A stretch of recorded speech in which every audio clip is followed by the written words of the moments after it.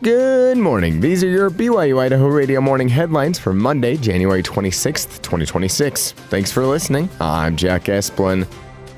The BYU-Idaho Theater Department has a new show this semester. Kimber Pierce has more.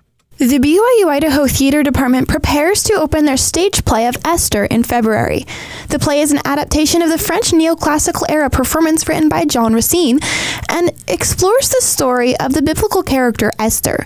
The show's director and theater faculty member Jenny Pardo said they started the creative process nearly a year ago. We start, first of all, by discussing the script and the story of Esther and why it was important to all of us individually. And then as we went through that process, we started to look more at our research into the text. So I did a lot of historical background research on what it was like in ancient Persia at the time of Esther and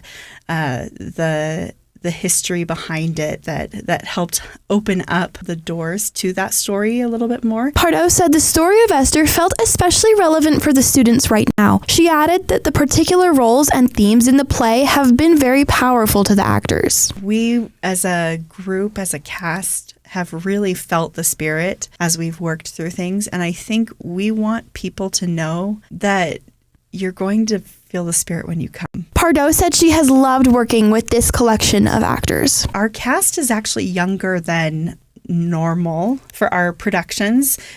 We have a lot of people who are new to the stage for us who are in this show.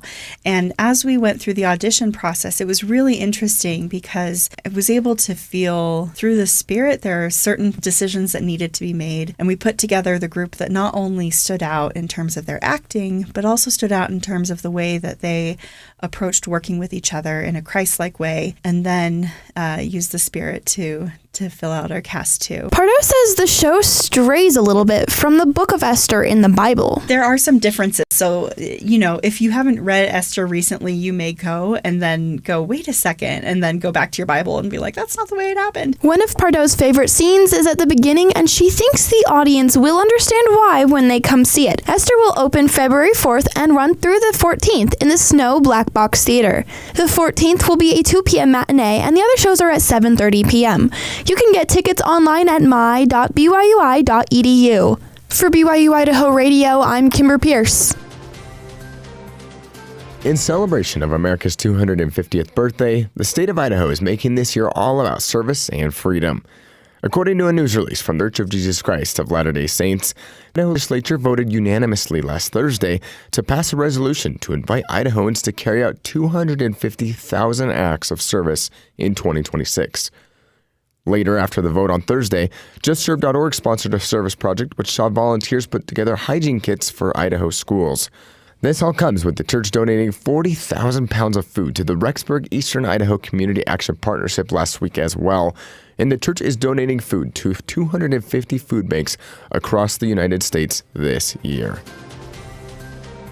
BYU and Utah met up for the second time this season over the weekend, and the end result was similar to the first meeting. According to ESPN, the 13th-ranked Cougars took down their in-state rival 91-78 after leading for the majority of the game. The Utes and Cougars swapped leads a few times towards the end of the first half, but from that point on, BYU held their ground and stayed out in front.